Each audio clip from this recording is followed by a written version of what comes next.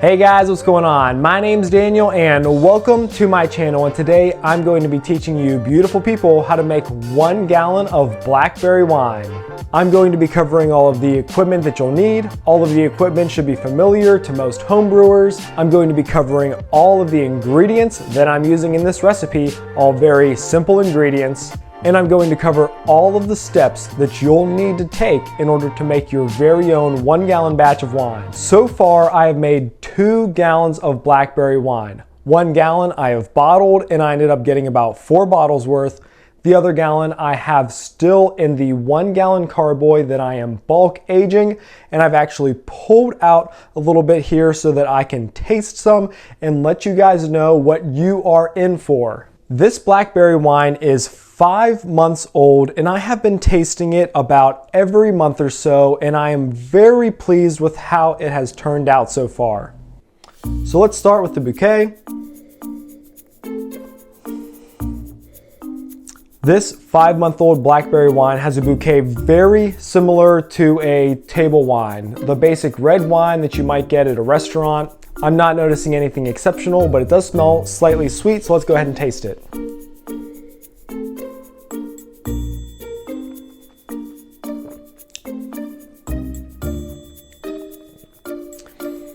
Honestly, whenever I taste it, it also seems similar to a basic table red wine.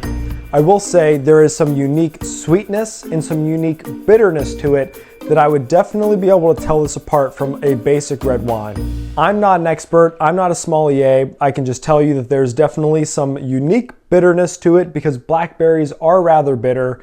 And even though this is bone dry, there still is some sweetness in there. Maybe it's not sugar, but the flavor is definitely very nice. It's definitely a very pleasant flavor, and this still has 7 months of aging left to go. So if you're wondering if you need to make a blackberry wine, if you like red wines, you probably will like blackberry wine as well. So that is the general idea of how your blackberry wine should turn out. It is definitely a warm flavor. It has a little bit of sweetness to it, even though it's bone dry, and it has a very refreshing tartness to it. So before we start making our 1 gallon batch of wine, I just want to remind all of you beautiful people that if you learned something here or if you just have a good time today, go ahead and hit that like button and feel free to subscribe to stay tuned for future videos. And also, if at any point you want to read the equipment list, the recipe, or the method, it is also down in the description below. So let's go ahead and start making some blackberry wine. So to start off making 1 gallon of blackberry wine, you're of course going to need a brewing bucket. That's where all of your initial ingredients are going to go into. It's going to make it easy to put all of your ingredients in and to also stir it regularly. You're also going to need a secondary container to put all of that fermenting blackberry wine into. While the wine's fermenting, you're going to need an airlock to allow gases to escape, but keep anything unwanted out of the wine. And in order to transfer the wine from container to container, you're definitely going to want to use a racking cane. Whenever we add all the fruit to the brewing bucket, I definitely recommend that you use some kind of mesh bag. A cotton mesh bag or some kind of cheesecloth will definitely do the trick. And then in order to check on the status of fermentation, I highly recommend that you get a graduated cylinder and a hydrometer. Many of the tools that I'm using here today came straight from Homebrew Ohio's 1 gallon winemaking kit, and you can find a link to that down in the description below. Don't forget, before using any piece of equipment, you always want to make sure to sanitize it, and I use Star San sanitizer to do so. So that is all of the homebrewing equipment that you will need to get your 1 gallon of wine started and to transfer it from one container to another. So moving on to the list of ingredients, here's everything that you need to get your gallon started. For this recipe, the star of the show will be 4 pounds of blackberries, fresh or frozen, 7 pints of water, 2 1/4 pounds of sugar, a half a teaspoon of pectic enzyme, a half a teaspoon of yeast energizer. I'm using 1/2 of a lemon for acid. You could use a half a teaspoon of acid blend if you prefer. We need a half a teaspoon of tannin. And then once the mash has set, we will also be adding a 1/4 teaspoon of Premier Rouge wine yeast. So those are all of the ingredients you need for this recipe, so let's start making our wine. So the very first thing that I did is I went ahead and bought some fresh blackberries from the farmer's market. I ended up washing them off and I ended up with 4 pounds and 5 ounces of blackberries. I added them to the mesh bag and then set them aside. So I grabbed my brewing bucket, I had my 4 pounds, 5 ounces of blackberries, my 2 1/4 pounds of sugar, I had my half a teaspoon of pectic enzyme, I had my half a teaspoon of Energizer, my juice of half a lemon, my 1/4 teaspoon of tannin, set aside, ready to go. For this method, we are not using any yeast until day 2, so do not add it to the mash until day 2. The very first thing I did once I had all of my ingredients together is I grabbed my bowl of blackberries inside the mesh bag and I started juicing them as much as I possibly could by hand. Once I felt that I extracted enough juice, I added them to the brewing bucket. The order of adding ingredients really doesn't matter from here on out. Just know we're not adding yeast until the next day, day 2. So then you can go ahead and add your 7 pints of water to the brewing bucket. Then you can add all of your dry ingredients except yeast and your juice of half of a lemon. You want to get a spoon, mix it up very well, and then we're going to be closing off the brewing bucket and leaving it for the next day. This allows all of the juices, all of the ingredients to really mix so that we can get a proper specific gravity reading. The next day, we're going to open up the brewing bucket. We're going to take our specific gravity reading. My specific gravity reading came in at 1.094. Once I got my specific gravity reading, I went ahead and added my 1/4 teaspoon of Premier Rouge yeast. Then I closed up my brewing bucket and you want to let it sit for the next 3 to 5 days, stirring every single day. After 3 to 5 days, you can take another specific gravity reading to make sure that the numbers are going down, meaning that your wine is fermenting.